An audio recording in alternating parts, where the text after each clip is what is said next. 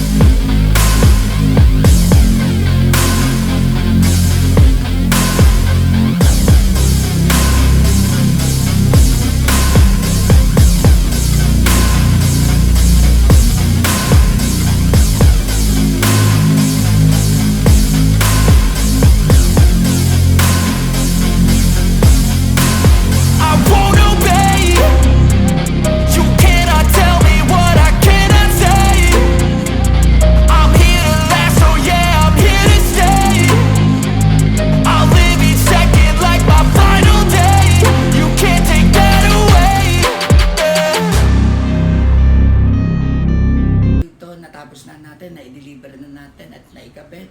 Sana po ay may natutunan kayo at nasiyahan kayo sa panonood. Maraming salamat po. God bless us all. Thank you.